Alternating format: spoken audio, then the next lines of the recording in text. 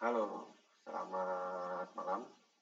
Perkenalkan, nama saya Muhammad Amaratif Wanggito. Saya dari Prodi Teknologi Rekayasa Otomasi dan saya dari angkatan 2024 Universitas Diponegoro dengan NIM 3 061. Nah, jadi pada kesempatan kali ini saya akan membahas modul lanjutan dari praktikum sistem embedded, yaitu I2C sensor atau I2C. Nah, jadi kita beralih ke pendahuluan sistem I2C. Jadi dia adalah Integrated Circuit. Jadi dia adalah protokol komunikasi serial sinkron yang dirancang oleh Philips pada tahun 1982, digunakan untuk komunikasi antar IC dalam jarak dekat menggunakan hanya 2 jalur. Nah, kemudian banyak digunakan pada microcontroller sensor, memori, RPC, EEPROM, display, dan berbagai perangkat embedded. Nah, jadi yang dimaksud 2 jalur ini dia hanya menggunakan SDA dan juga SCL, data dan juga clock. Fungsinya yaitu untuk komunikasi antar microcontroller, MCU ke MCU, kemudian komunikasi MCU dengan sensor ataupun aktuator, membaca atau menulis data ke memori eksternal, transfer data antar perangkat dengan kabel minimal, mengurangi jumlah pin yang digunakan. Untuk kelebihannya yaitu menggunakan hanya 2 jalur komunikasi, yaitu SDA dan juga SCL, kemudian mendukung multi-slave hingga 128 device pada 7 bit, dapat digunakan multi-master, kecepatan komunikasi fleksibel, yaitu dimulai dari 100 kHz hingga 3,4 MHz, protokol sederhana dan efisien, kompatibel dengan berbagai IC dan platform, namun memiliki kekurangan juga yaitu kecepatan lebih rendah dibanding SPI, jarak komunikasi terbatas, terpengaruh noise pada kabel panjang, dan kompleksitas meningkat pada sistem multi-laser. Berikut ini adalah topologi jaringan I2C, yaitu master, slave, 1, 2, 3, dan seterusnya. Yaitu semua perangkat terhubung paralel pada jalur SDA dan SCL, terdapat resistor pull-up pada kedua jalur ke VCC, setiap slave memiliki alamat unik, dan juga master mengendalikan akses ke bus. Kemudian ada dasar komunikasi I2C, yaitu SDA dan SCL sebagai bus to wire. Dan dia menggunakan 2 jalur komunikasi yang seperti saya sebutkan, SDA, jalur data, SCL, jalur clock. Semua perangkat terhubung pada paralel pada kedua jalur. Data dikirim atau diterima sinkron dengan clock SCL. Selanjutnya ada pull-up resistor dan juga open drain. Jadi dia konsepnya output device I2C bertipe open drain hanya dapat menaik jalur low untuk memastikan high. Jika dilepas high impedance dan ditarik ke high oleh resistor pull-up. Nah, mengapa itu sih tidak menggunakan push-pull? Karena untuk menghindari konflik saat multi-master, beberapa device dapat menarik jalur low secara bersamaan dalam merusak. Lebih sederhana dan aman terhadap hubung singkat. Fungsi pull-up resistor menarik jalur SDA dan SCL ke level high saat tidak ada device menarik low, memastikan sinyal stabil dan juga nilai resistor mengalami kecepatan dan konsumsi daya dengan rumus sebagai berikut. Kemudian juga ada addressing data, dia itu standar umum pada I2C, bisa dilihat di sini. Ada address 10 bit juga, contoh dengan beserta contohnya, dan juga ada perbandingan 7 bit versus 10 bit. Yaitu ya perbandingannya pasti ada di jumlah device yang paling mencolok. Kemudian ada frame dan timing I2C, di mana ada start condition, yaitu terjadi ketika SDA berubah dari high ke low saat SCL berada di level high, kemudian setelah start bus dianggap sibuk. Kemudian ada stop condition, yaitu dia terjadi ketika SDL berubah dari low ke high saat SCL berada di level high. Selanjutnya ada repeated start, yaitu dia adalah start tanpa stop sebelumnya, digunakan ketika master ingin melanjutkan komunikasi, misal switch dari white grid. Kemudian ada ACK dan NACK pada bit ke-9. Jadi dia itu setiap byte data atau alamat diikuti 1 bit ACK atau NACK pada bit ke-9. Bit 9 digunakan untuk konfirmasi penerimaan, transmitter melepaskan SDA pada bit 9 dan juga penerima menemukan ACK. ACK ini artinya acknowledge, yaitu menandakan data itu berhasil diterima, sedangkan NACK yaitu not acknowledge, dia menandakan data atau alamat tidak diterima atau akhir data. Kemudian ada kecepatan komunikasi I2C, speed mode, jadi dia mendukung beberapa mode kecepatan sesuai spesifikasi NXP. Jadi semakin tinggi kecepatan, semakin pendek waktu clock. Kecepatan dipengaruhi oleh nilai pull-up resistor, kapasitansi, dan panjang kabel. Kemudian ada clock stretching, yaitu terjadi ketika slave menahan SCL pada level low untuk menunda komunikasi. Master menunggu hingga SCL dilepas oleh slave, digunakan ketika slave membutuhkan waktu tambahan untuk proses internal. Master harus mendeteksi dan menunggu berpasang clock. Kemudian ada implementasi I2C pada ESP32 dan juga STM32, yaitu dia peripheral, kemudian ada GPIO matrix, ESP-IDF, dan juga internal RTC, serta ada SNTP. Sedangkan dari STM32 sendiri dia ada peripheral, STM32 hall driver, DMA pada I2C, internal RTC, dan juga ada alur kerja STM-nya. Jadi bisa dilihat ya di sini. Kita lanjut integrasi ESP32 dan STM32.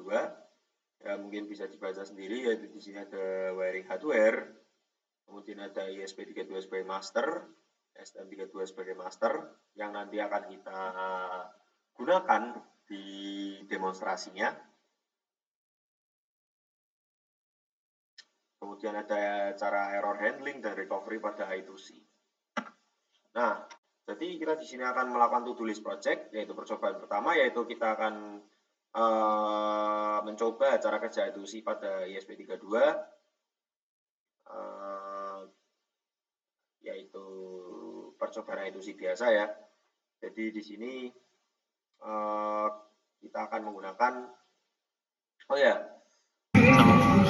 yang satu. Saya akan buka codingannya dulu terlebih dahulu. Jadi di sini saya punya codingan, yaitu RTOS basic dan juga master slave. Nah, untuk videonya nanti, jadi saya akan bagi langsung satukan saja karena emang sama. Cuman bedanya di sini yaitu basic itu dia hanya satu jalur, sedangkan master slave itu dia mengirim. Jadi bisa dilihat di sini. Di sini juga sudah ada instruksi, yaitu pasang sensor, ubah nilai define, build upload dengan platform I/O. Jadi kita di sini menggunakan platform I/O juga. Bisa dilihat di sini mulai dari library include kita masukkan, kemudian library free RTOS, dan juga library driver I2C master pastinya.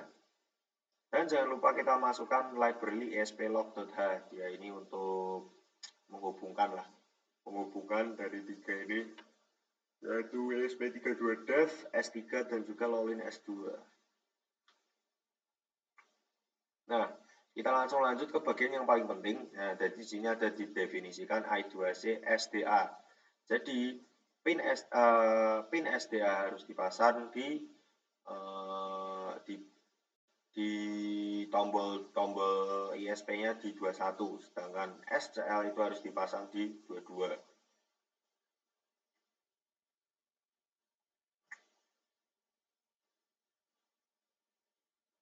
Kemudian langsung saja kita masuk ke dalam pemrogramannya. Sebelumnya di sini ada define EI2C port, yaitu dia digunakan untuk menentukan port I2C yang digunakan. Kemudian ada I2C frekuensi hertz, dia ini untuk menguji kecepatan, bagaimana kecepatan dari frekuensi tersebut ada. Lanjut kita ke konfigurasi device untuk alamat tertentu. Nah, di sini ada. Kemudian kita akan lakukan pengiriman data menggunakan dev handle, yaitu untuk memastikan data itu kosong untuk cek acknowledge atau ACK di sini. Jika ditemukan, maka ada identifikasi perangkat yang dikenal. Dengan apa? Contohnya case misal apa contoh SS136 OLED, maka lakukan eksekusi break. Kemudian seterusnya dilakukan hingga selesai. Kemudian ada itu si master bus, RM device, yaitu untuk menghapus device dari bus. Lanjut, kita ke inisialisasi I2C-nya. Jadi di sini ada I2C port, I2C GPIO, I2C IO6, dan juga masih banyak lagi. Kemudian lanjut ke dalam master slave, ini yang sudah saya siapkan. Sama, cuman yang membedakan adalah I2C-nya itu bekerja sesuai dari instruksi master dan diinstruksikan kepada slave. Contoh, saya punya dua alat I2C yang berbeda. Nah, jadi saya ingin agar satu alat I2C itu memerintah ke alat I2C yang lain. Caranya hampir sama, cuman yang berbeda di sini adalah tergantung bagaimana cara dari modul tersebut antara ISP32 maupun STM32 melakukan ACK. Kita langsung saja masuk, jadi hampir sama. Di sini ada inisialisasi pin SDA dan juga SCL. Kemudian ada error handlernya, dan juga yang membedakan di sini yaitu di sini ya. Jadi kalau misal tidak terhubung maka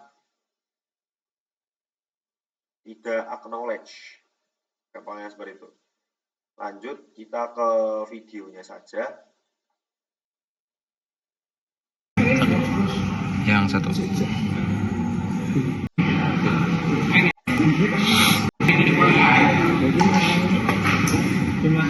Masih kelar. Ini dua sensor, yaitu sensor I2C, yaitu LCD 2x16 sama sensor RGB. RGB ya. Ini RGB.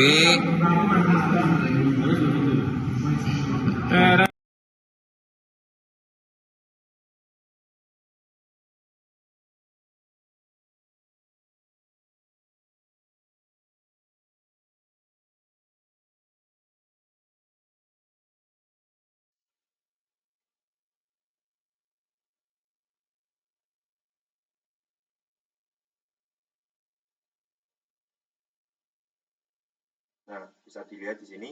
Jadi di sini ada masternya ISP32. Kemudian kita hubung-hubungkan seperti biasa dan hasilnya seperti ini.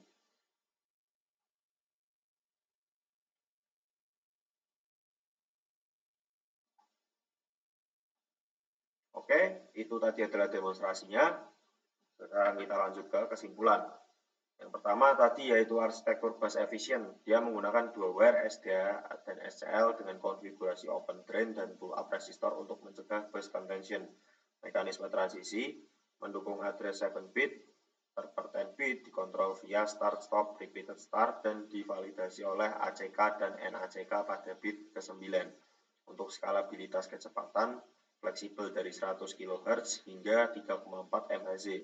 Untuk fitur kendali lanjutan, clock stretching untuk sinkronisasi kecepatan slave, serta arbitration untuk maju jalur multimaster. Implementasi hardware, optimization pada ISP32 dan STM32 untuk pengolahan data efisien, beserta sinkronisasi waktu. Untuk resilient system, troubleshooting andal terhadap bus hang menggunakan metode error recovery, yaitu 9 pulsa HCL, plus stop, dan juga reinit. Dan ada kesimpulan lain, yaitu kita sudah belajar tentang bagaimana cara demonstrasi dan juga pengaplikasian I2C pada alat-alat tertentu. Contohnya seperti sensor RGB, kemudian ada LCD 2x16, dan juga masih banyak lagi. Sekian dari saya tentang praktikum kali ini. Terima kasih dan juga sampai jumpa.